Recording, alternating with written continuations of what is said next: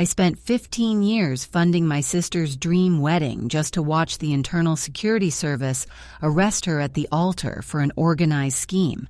She thought I was her savior, but I was the one who triggered the accusation for a particularly serious crime to ensure she finally lost everything. The air in the bridal suite was thick with the scent of expensive lilies and the underlying sharp stench of desperation. My sister Clara sat in front of the vanity, her hands shaking so violently that the makeup artist had to stop every few seconds. Clara was trying to look like a princess, but even the most expensive foundation couldn't contour away a decade of bad decisions and bitter nights. 15 years. That was how long I had waited for this moment. To the world, I was the devoted younger sister, the ugly duckling who had transformed into a powerful CEO and returned with a fortune to save her struggling family. To Clara, I was her last hope, the golden goose who was funding her second chance at a perfect life. But she didn't know that every cent I spent on this fairy tale wedding was a nail in a coffin I had been building since I was 19. Maya, do I look okay? I feel like my skin is so dull. Clara's voice was thin, lacking the sharp, commanding edge it had when we were teenagers. Back then, she was the prom queen, the golden child who broke hearts for sport, while I was the invisible shadow, hiding my face behind oversized sweaters and stacks of textbooks. I stepped behind her, placing my manicured hands on her trembling shoulders. I was wearing a custom-made gown of deep emerald silk that made my skin look like porcelain. In the mirror, the contrast between us was devastating. I looked like royalty. She looked like a woman who had been chewed up and spat out by a life she couldn't control. "You look perfect, Clara," I lied, my voice like honey. "The most beautiful bride in the world, just like you always wanted." She teared up, reaching back to squeeze my hand. "I don't know why you're doing this for me, after everything that happened between us. I thought you hated me." Everything was her way of dismissing the fact that 15 years ago she didn't just break my heart. She tried to erase my existence. I remembered the night clearly. I was 20, finally coming out of my shell, engaged to a man I thought was my soulmate. Clara, jealous that the homely sister was finally getting attention, orchestrated a Popitka Slamat Zhizn Ugolovki, an attempt to ruin my life with a criminal charge. She had planted packets with a forbidden substance in my car and tipped off the local authorities. I didn't end up with an ogromny srok, huge sentence, but the internal investigation at my university destroyed my scholarship, and the organizovana schema, organized scheme, she fabricated made everyone in our small town believe I was a criminal. My fiancé didn't even wait for the trial. He left me for her within a month. I spent years in the dirt, rebuilding my life piece by piece, fueled by pure, unadulterated spite. And Clara? Her life with my ex-fiancé had been a slow-motion train wreck. He turned out to be a fraud who got involved with a groupie in group of criminals and eventually vanished, leaving her broke, humiliated, and homely in a way that makeup couldn't fix. Now she was marrying Julian. Julian was wealthy, handsome, and seemingly obsessed with her. She thought I had forgiven her because I was the one who introduced them. I was the one who paid for the luxury venue, the 5-tier cake, and the designer dress. "It's family, Clara," I whispered, leaning down to kiss her cheek. "I wanted to make sure you got exactly what you deserve today." The ceremony was about to begin. As I walked her down the aisle, I felt the weight of the envelope tucked into my clutch. We reached the altar where Julian stood, looking dashing in his tuxedo. He caught my eye for a fraction of a second, a silent communication passing between us that Clara was too blinded by her own reflection to notice. The priest began the standard rites. If anyone here has any reason why these two should not be joined in holy matrimony, let them speak now or forever hold their peace. The silence in the cathedral was heavy, a fuse waiting to be lit. I didn't return to my seat. Instead, I stepped forward into the center of the aisle and pulled the envelope from my bag. "I do," I said, my voice echoing through the vaulted ceiling. The color drained from Clara's face as she turned to me, her eyes wide with terror. "Maya, what are you doing? This isn't funny." I smiled, a cold, predatory expression that finally reached my eyes. "I just realized, Clara, that I forgot to show you the wedding gift I got from my private investigator.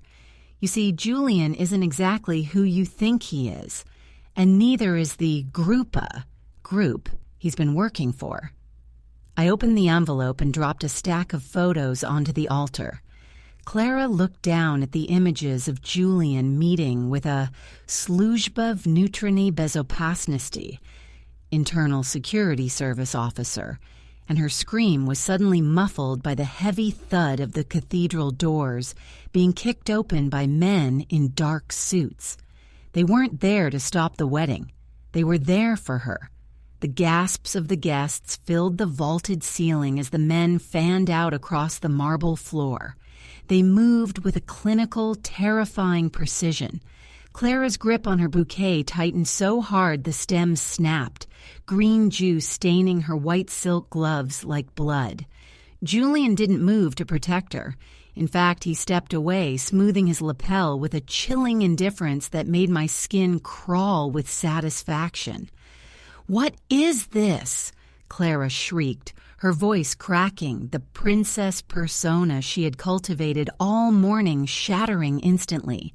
"Maya, stop this! Tell them who I am! Tell them this is a mistake!" "Oh, I've already told them exactly who you are, Clara," I said, my voice steady, slicing through her hysteria like a razor. "The Sluzhba Vnutrenyi Bezopasnosti, Internal Security Service, has been very interested in your activities for the last 6 months, specifically that Organizovanaya Schema, organized scheme, you thought would save you from your mountain of debt. You really shouldn't have tried to use the family name to move those Zapreshchony Veshchestva, forbidden substances, through your boutique's shipping line."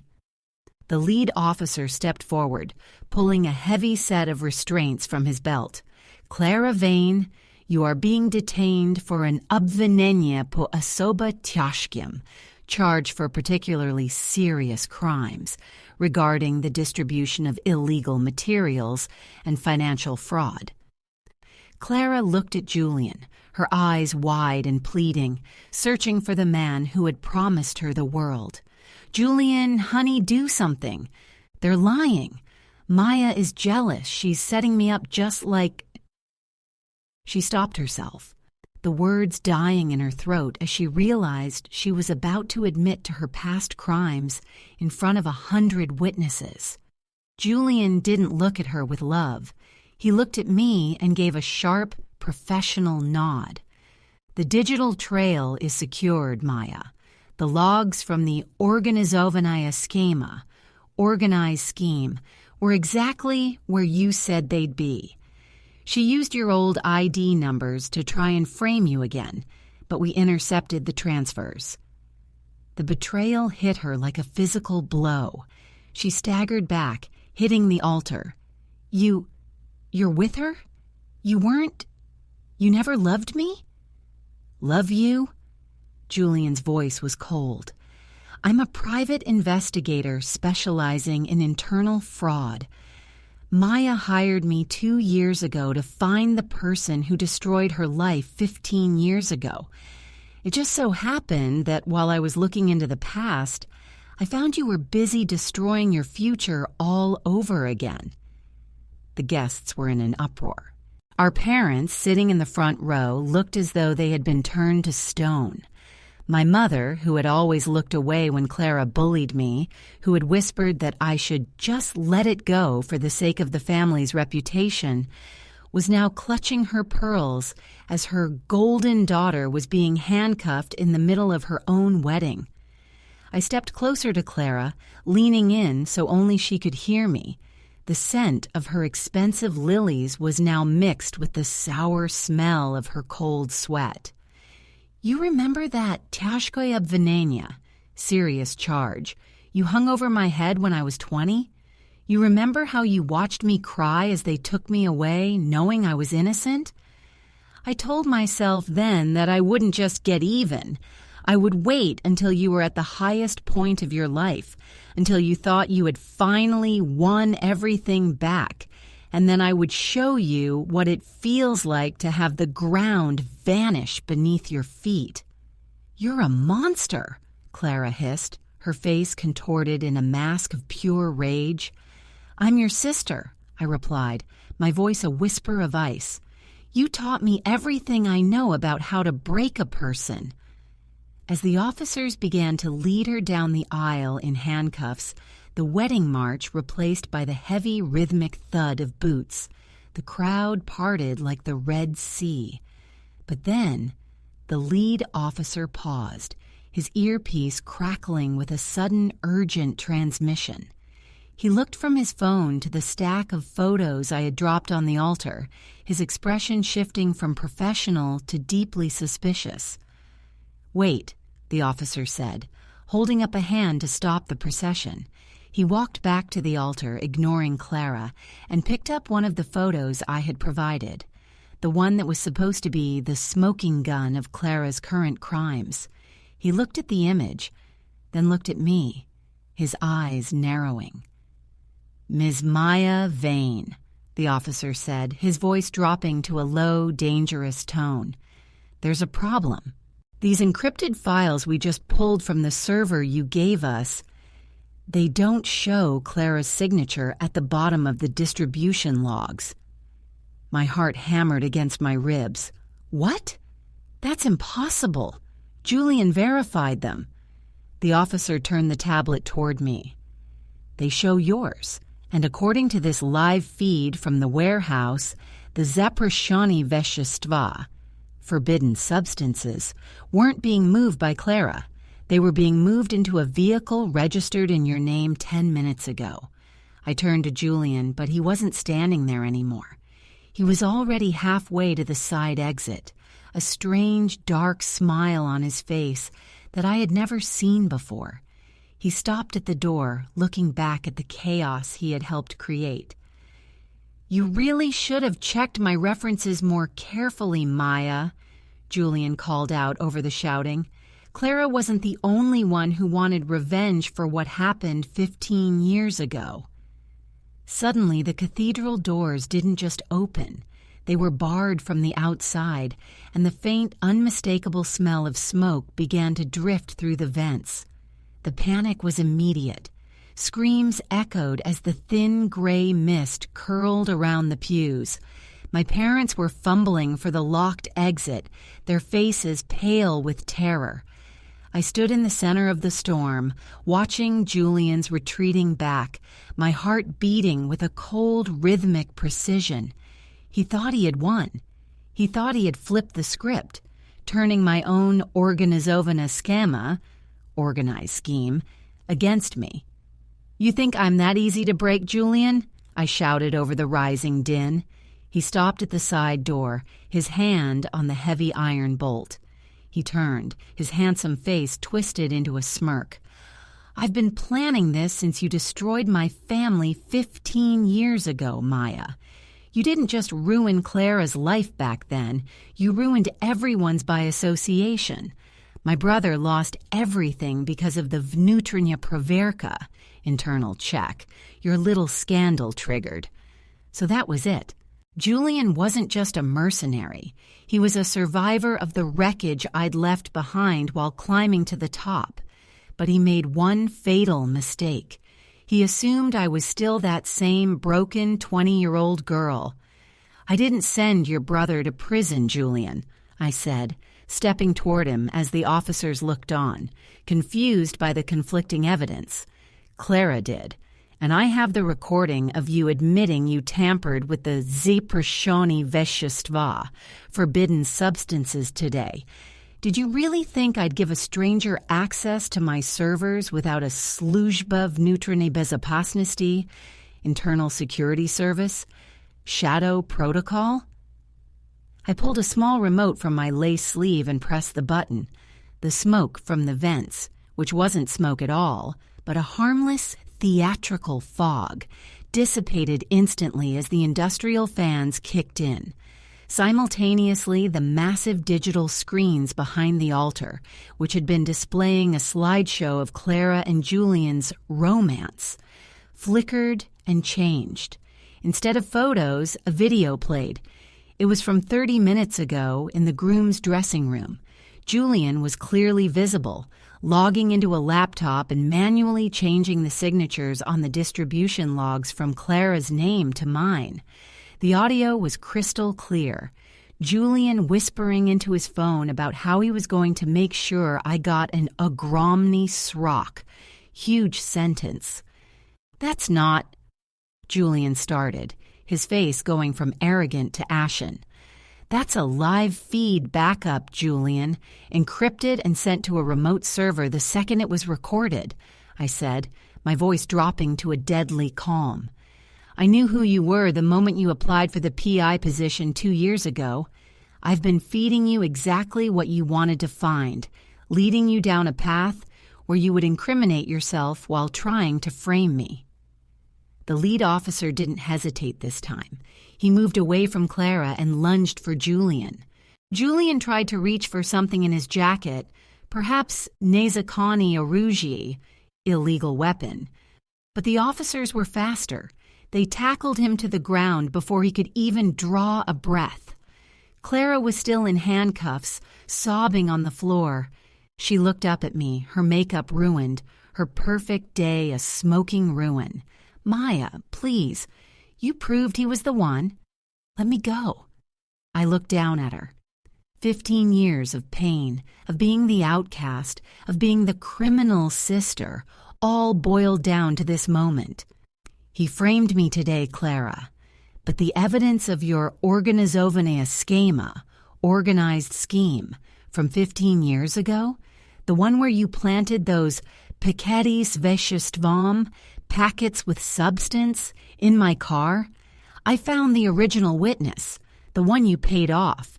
He's outside right now, waiting to give his statement to the Sluzhba Vnutrennyi Bezopasnosti, Internal Security Service." I leaned down, my emerald dress shimmering in the cathedral light.